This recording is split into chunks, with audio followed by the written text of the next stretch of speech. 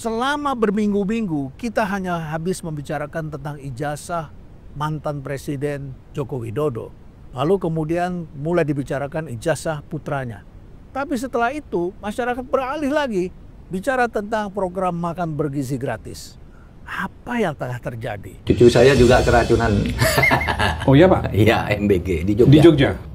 Satu kelas itu 8 orang langsung muntah-muntah.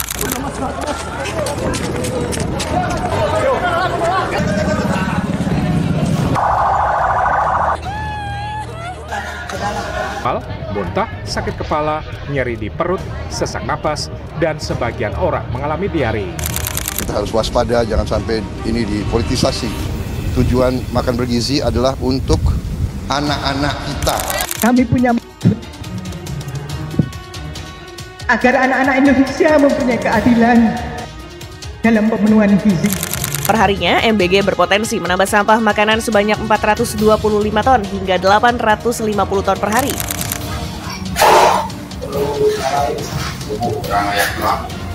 Viral di media sosial, ulat ditemukan di dalam menu sayur dan nasi di menu makan bergizi gratis di SMK Kota Jambi.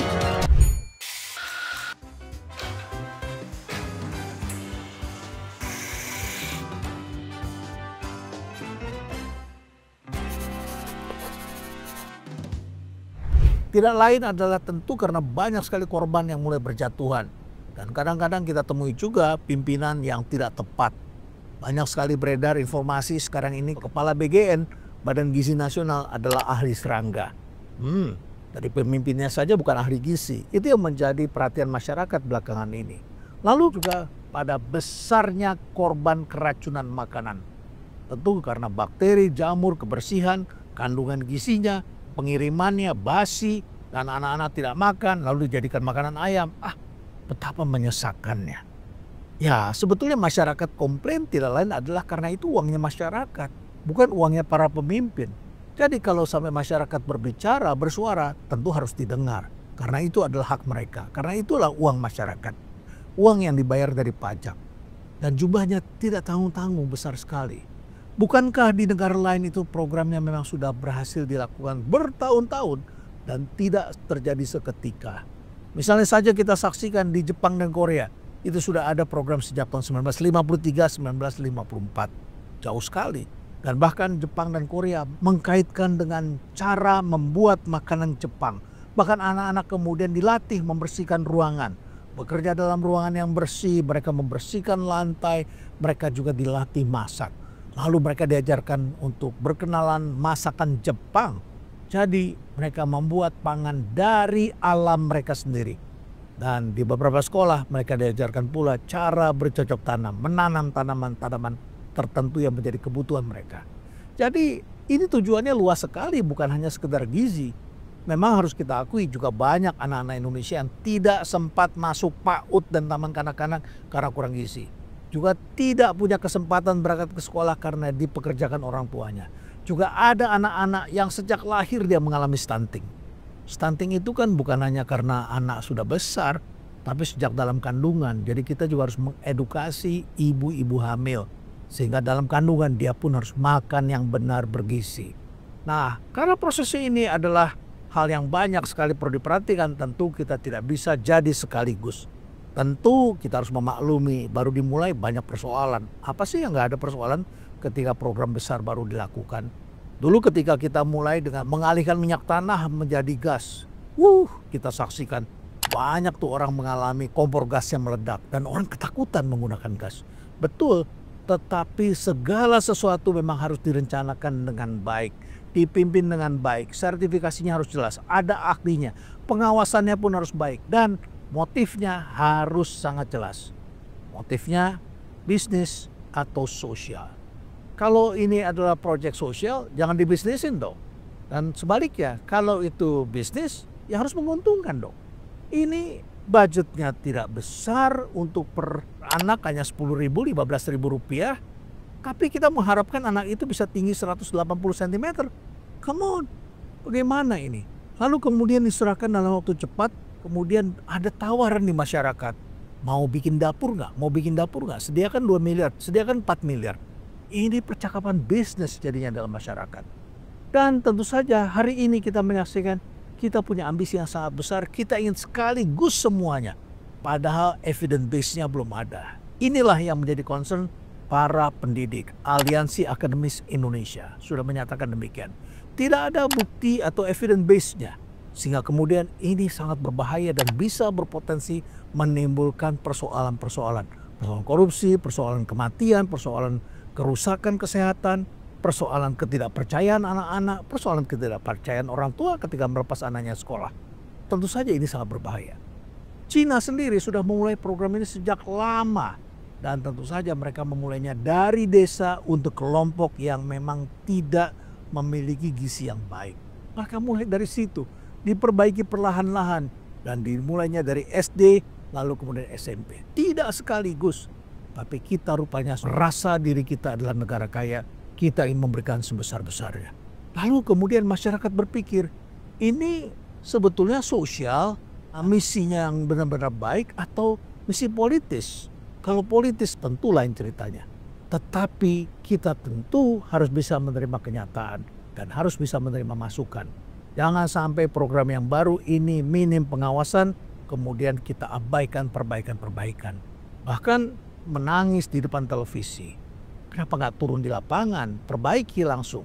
Kita memerlukan sistem yang harus kita perbaiki dari waktu ke waktu. Bukankah kita bisa banyak bekerja sama dengan restoran-restoran? Kita bisa bekerja sama juga dengan kantin-kantin. Di Banyuwangi bahkan sudah ada program untuk memberikan gizi kepada orang-orang tua, para lansia. Disediakanlah anggaran, juga tidak besar. Tetapi karena ini proyeknya diberikan kepada warung, diantar melalui ojek online. Lalu kemudian pemilik warung bertanya, ini diberikan kepada siapa? Diberikan kepada kaum lansia. Bahkan pemilik warung mengatakan, saya ikut nambahin . Tadinya hanya programnya untuk 10 orang, lalu kemudian dia tambahkan 2, tambahkan 3. Jadi berbagi kebahagiaan. Masyarakat kita itu adalah orang yang sangat generous, murah hati. Kita tentu bisa menggunakan ini. Tapi alih-alih melakukan ini, malah ini digunakan untuk kepentingan bisnis. Berbahayalah hal seperti ini. Tentu ini bukanlah sesuatu yang sehat. Kita harus mengembalikan ini pada relnya. Kita tahu niat awalnya adalah mulia. Memastikan anak-anak Indonesia dapat makanan sehat di sekolah tanpa biaya. Tapi pelaksanaan yang terburu-buru dan minim pengawasan menimbulkan masalah tata kelola. Tentu membuat program ini menimbulkan kasus-kasus yang serius termasuk keracunan massal. Tentu sedih juga ya kalau kita mendengar itu hanya kurang dari 1% dari semua kasus. Ya nggak bisa begitulah. Walaupun itu 1%, ini adalah nyawa manusia, ini adalah kesehatan anak-anak kita. Tentu tidak bisa kita abaikan. Kita harus mempelajari di mana letak kelemahan desain dan implementasinya. Lalu kemudian kita pelajari apa yang dilakukan di negara lain. Di negara lain tentu saja program makan bergizi untuk anak-anak sekolah telah dilakukan cukup lama. Dan mereka tentu saja sangat memperhatikan standar kebersihan dan juga mereka mencari koki, juru masak yang benar. Mereka mencari ahli gizi. Mereka mencari guru yang bisa menerangkan tentang gizi kepada anak-anak. Jadi gizi itu atau makanan itu tidak bekerja sendiri. Tidak sekedar menjadi memberikan makanan. Lalu kemudian juga ditafsirkan oleh orang yang berbeda. Bayangkan coba di Jember diberikan makanan apa? Spaghetti. Anak-anak itu belum tentu mengerti.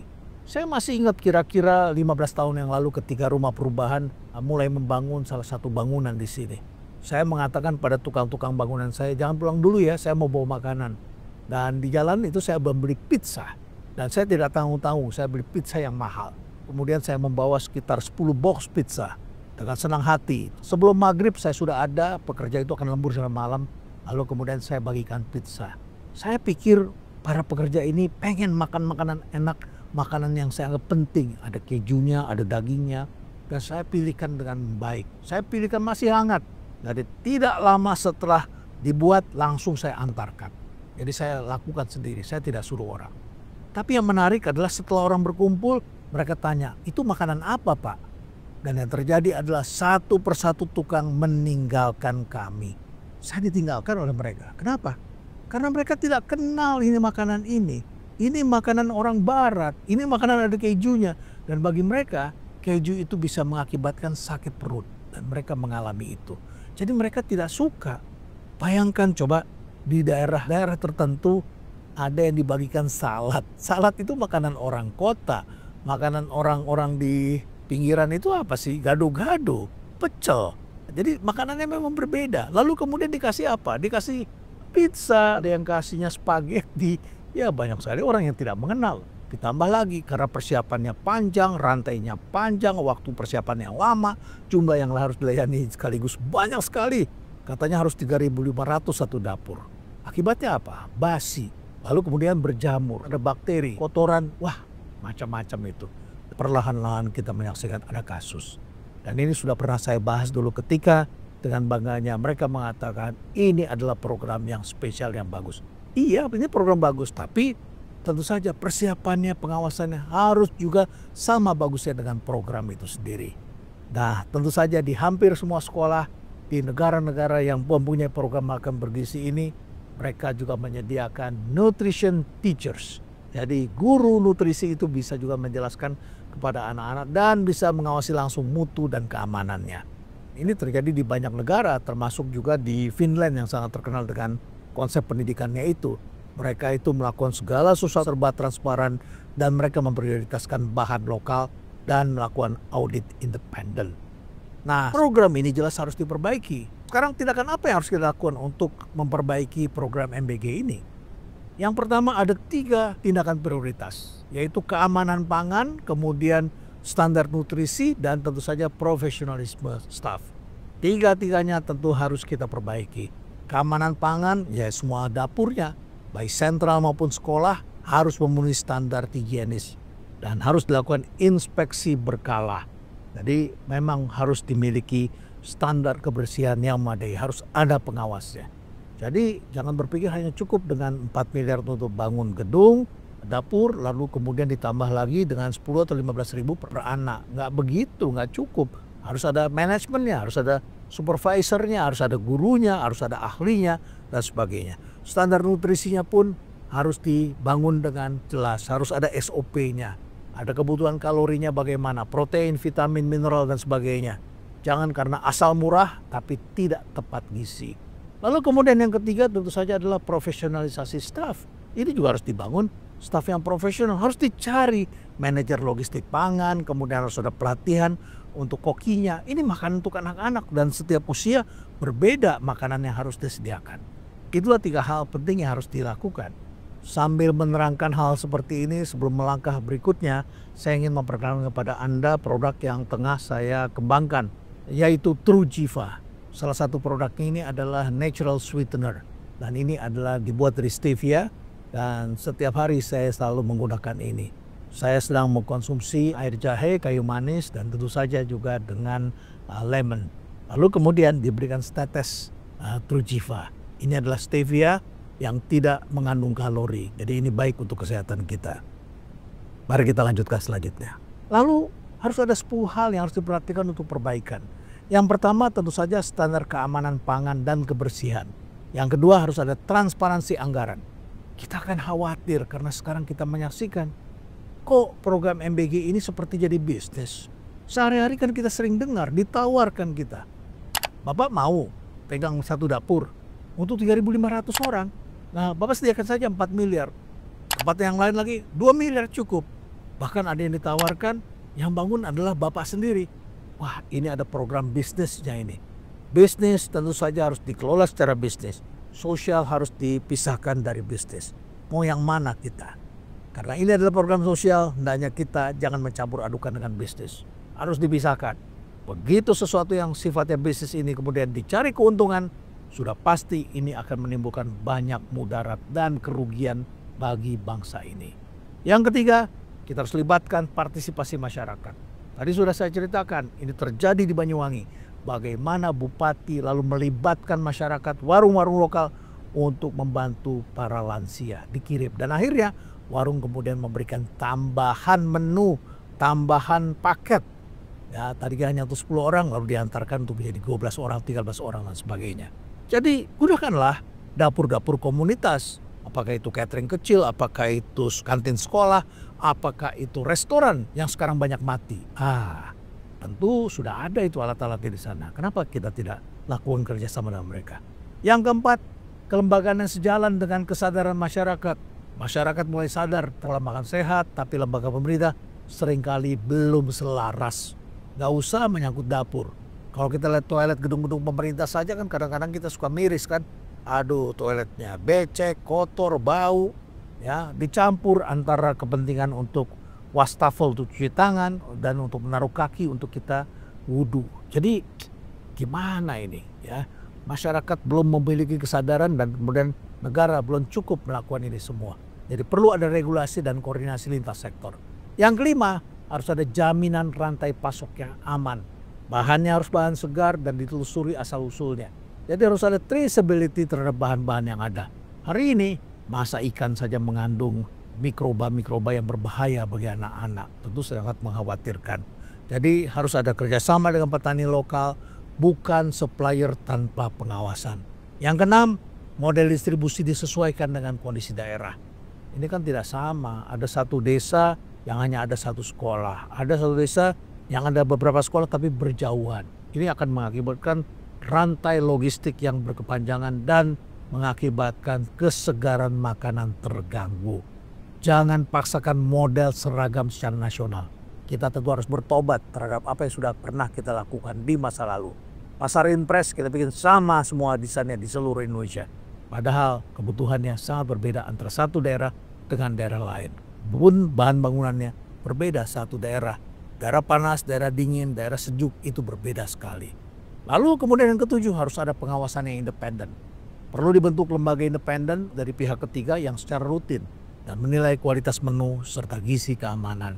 Laporan harus terbuka diberikan kepada publik apa yang ditemukan di setiap tempat sehingga kemudian kita bisa melakukan pencegahan. Jangan dilaporkan hanya karena setelah ditemukan ada orang yang keracunan, lalu ditemukan ada bakteri. Tetapi bakteri kecil yang tidak membuat orang jadi sakit pun harus segera dilaporkan dan disampaikan, dievaluasi, lalu kita hentikan sementara, kita perbaiki. Tanpa itu kita tidak akan pernah berubah menjadi negara maju. Yang kedelapan, edukasi gizi di sekolah. Jadikan jam makan sebagai kelas gizi. Ini kelas gizi kan perlu dibangun. Gak bisa gizi itu dibangun hanya sekedar dikasih makanan. Orang-orang harus diberikan keyakinan, kesadaran, pengetahuan, dan belajar apa itu makanan sehat. Bukan hanya makan gratis. Yang kesembilan, tentu saja respon cepat dan perlindungan korban. Jika ada korban, ada insiden, ada sistem pelaporan 24 jam, rujukan kesehatan, dan harus ada kompensasi terhadap korban dan investigasi secara terbuka. Dan terakhir, mulailah dengan pilot project. Jangan sekaligus langsung padahal kita belum siap. Karena langsung pada semua sekolah, anak-anak yang biasa sudah makan enak, makannya sudah bagus dari orang tua, sekarang dipaksa dan diturunkan makan yang tidak sesuai dengan kehidupan mereka. Ini mengakibatkan program ini bisa menjadi sia-sia. Lakukan uji coba di beberapa daerah, lakukan evaluasi bersama, lalu kemudian baru kita perluas. Saya kira tanpa adanya dukungan secara saintifik, tanpa adanya dukungan komunitas, tanpa adanya transparansi, maka kita tidak akan berubah menjadi negara yang sehat. Alih-alih menghasilkan anak-anak yang berkualitas, anak-anak yang sukses, anak-anak yang bergizi, malah kita akan mendapatkan anak-anak yang alergi, anak-anak yang justru tidak sehat dan mereka tidak tahu apa artinya makan sehat. Bagaimana menurut Anda? Mari kita perbaiki bersama. Suara yang lebih keras tentu dimaksudkan bukan untuk menghukum pemerintah, tetapi ini adalah masukan yang sehat agar program dengan menggunakan uang kita akan berlangsung dengan baik dan digunakan dengan baik dan tidak dibisniskan oleh kelompok orang-orang yang tidak bertanggung jawab. Bagaimana menurut kalian? Stay relevant.